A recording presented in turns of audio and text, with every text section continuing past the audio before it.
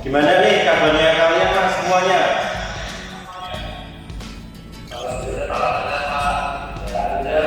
Oke, sehat-sehat semua ya, masih semangat belajar ya. Oke,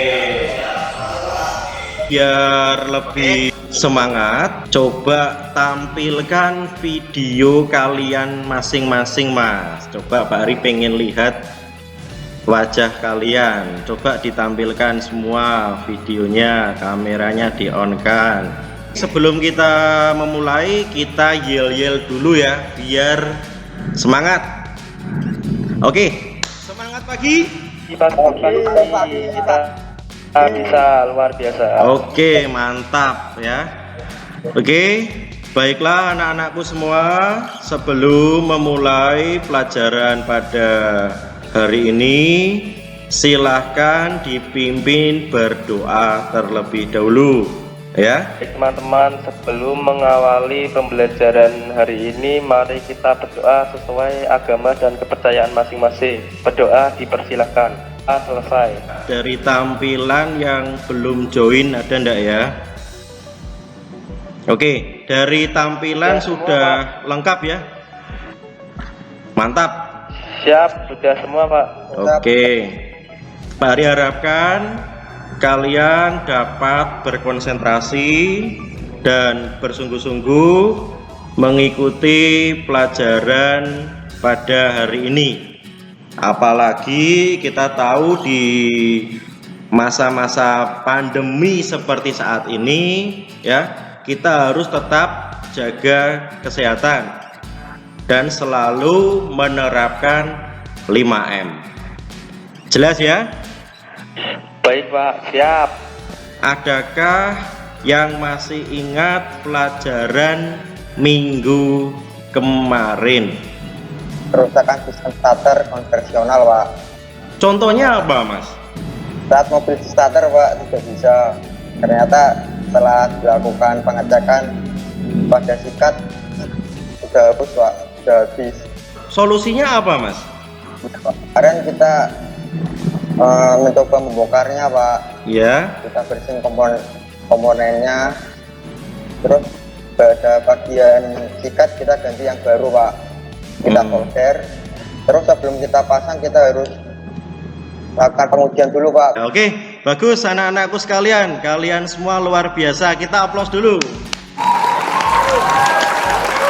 Pada pertemuan yang pertama ini ya, kita akan membahas tentang cara mendiagnosa kerusakan pada sistem pengapian, lebih tepatnya pada pemeriksaan komponen pengapian konvensional. LKPD sudah kalian unduh? Oke, mantap ya. Mesin tidak dapat hidup ya, tidak ada percikan bunga api pada busi. Mengapa hal atau kondisi seperti ini bisa terjadi mas? Perkenalkan Pak, nama saya Muhammad Yasin. Menurut saya mesin tidak dapat hidup dan busi tidak ada api. Bisa disebabkan karena businya mati Pak, atau rusak Pak. Untuk solusinya dilakukan penggantian pada busi Pak. Tetapi dicek dulu dari kondisi busi Pak, dari tampilannya aus atau cuma kotor. Kalau aus perlu diganti Pak, kalau cuma kotor bisa diampas dan dilap. Di pertemuan kita kali ini tentang mendiagnosa kerusakan sistem pengapian konvensional itu ada 2 KD. Yang pertama, mendiagnosis kerusakan sistem pengapian konvensional ya. Kemudian yang kedua, memperbaiki sistem pengapian konvensional. Untuk tujuan pembelajaran, siswa dapat menjelaskan cara kerja dari sistem pengapian konvensional dengan benar dan sesuai SOP. Yang kedua, siswa dapat menentukan cara pemeriksaan kerusakan pada sistem pengapian konvensional dengan benar sesuai SOP. Dan yang ketiga, siswa dapat mendiagnosa letak kerusakan sistem pengapian konvensional dengan benar dan sesuai SOP. Hidup itu keras dan tak mudah, ya.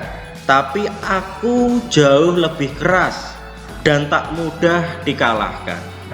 Bisa ya Mas ya? Siapa? Kita tahu pada sistem pengapian itu berfungsi untuk membakar campuran udara dan bahan bakar di dalam ruang bakar pada akhir langkah kompresi dan untuk menghasilkan percikan bunga api. Pak Ari tampilkan sebuah video, silakan kalian simak ya Mas. Cara kerja sistem pengapian konvensional. Di situ ada baterai, kemudian arus mengalir melalui kunci kontak menuju ke primer coil kan. Coba ada yang bisa menjelaskan tadi yang sudah kalian simak dari video? Perkenalkan, saya Adam, Mbak. Ya Mas Adam, silakan. Jawab. Pada saat posisi kunci kontak on. Setelah kita semua tahu bagaimana sistem pengapian itu bekerja, kita juga harus bisa melakukan pemeriksaan.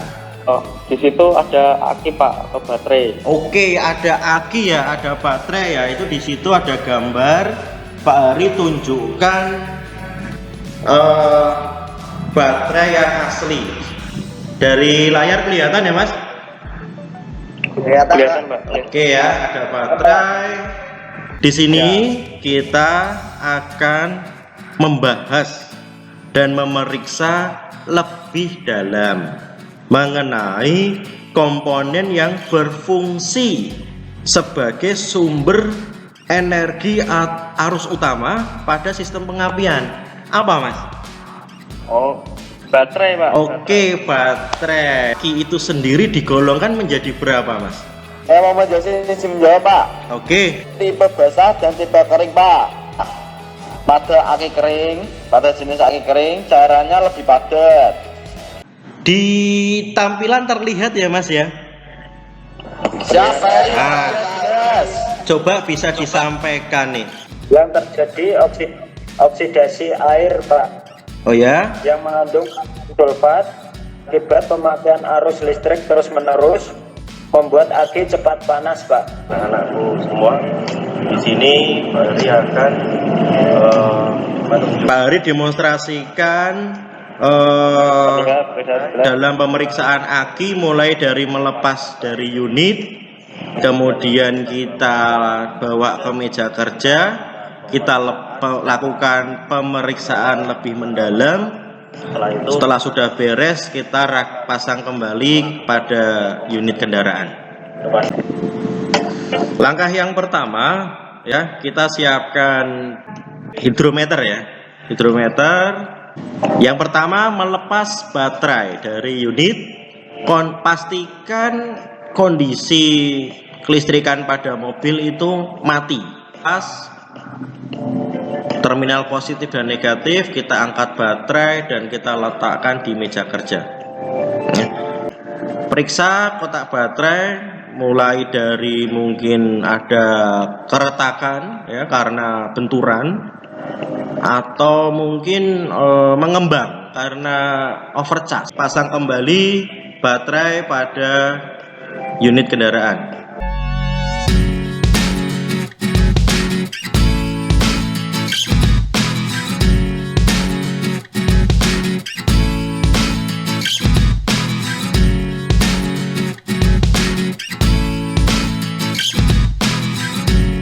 Oke Mas, kalian tadi sudah Pak Ari tampilkan ya.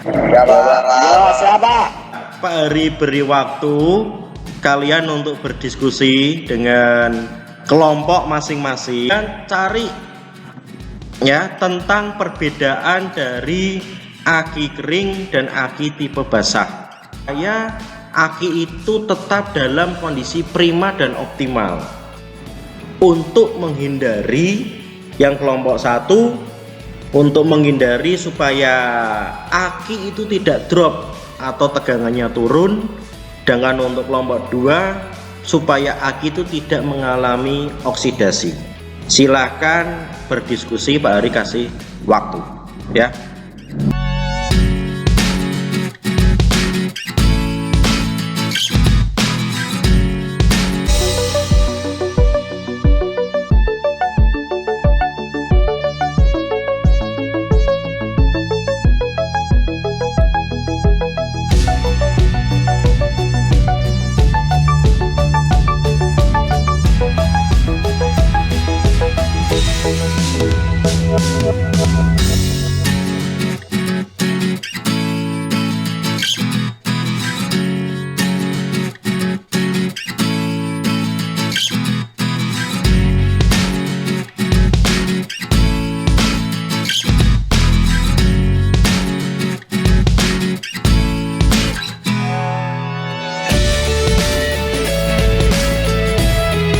Oke, waktu diskusi sudah cukup ya.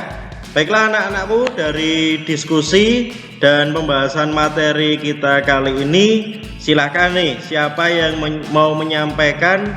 Perkenalkan, nama saya Muhammad Yasin, Pak, dari kelompok 1. Dari kelompok kami, aki tipe basah dan aki tipe kering itu sama-sama menggunakan cairan, Pak. Cuma yang pada tipe kering lebih dipadatkan atau berupa gel, dan bagian dari aki sangat berkaitan satu sama lain, Pak. Jika ada kerusakan salah satu komponen akan membuat aki tidak dapat berfungsi dengan maksimal, serta pemeriksaan aki seharusnya dilakukan secara periodik. Hasil dari diskusi kelompok 1, Pak. Matur suwun. Kelompok 2 Kelompok 2 mau memaparkan diskusi kami hampir sama dengan kelompok 1, Pak. Tetap dapat kami tambahkan di dalam pemilihan aki, sebaiknya kita melihat dari iklim atau cuaca pada daerah kita yang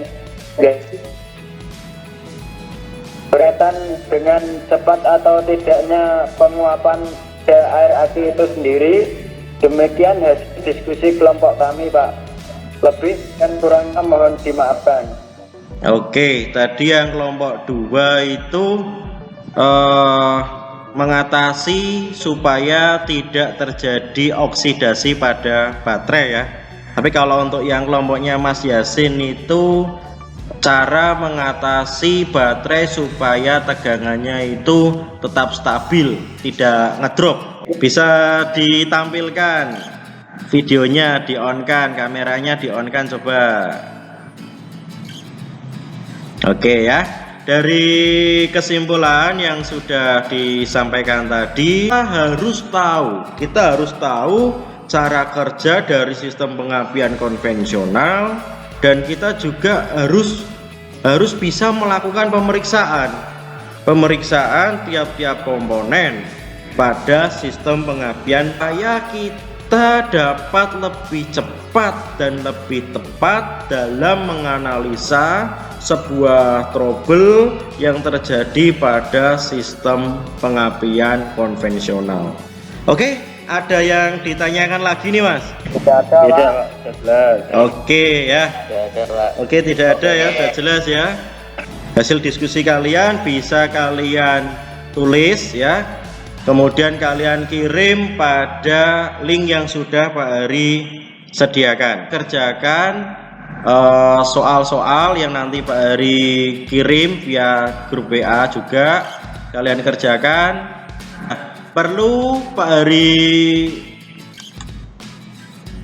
sampaikan juga untuk pertemuan minggu depan ya, kita akan membahas mengenai pemeriksaan sistem pengapian lagi. Minggu depan kita akan ke koil.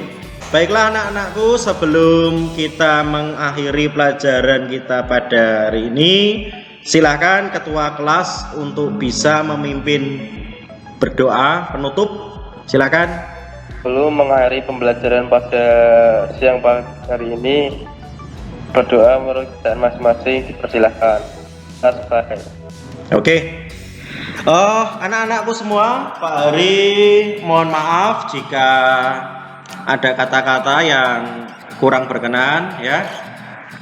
Tetap semangat, tetap jaga kesehatan dan teruslah belajar. SMK? Bisa. Oke, wassalamualaikum warahmatullahi wabarakatuh. Selamat siang, terima kasih. Waalaikumsalam warahmatullahi wabarakatuh.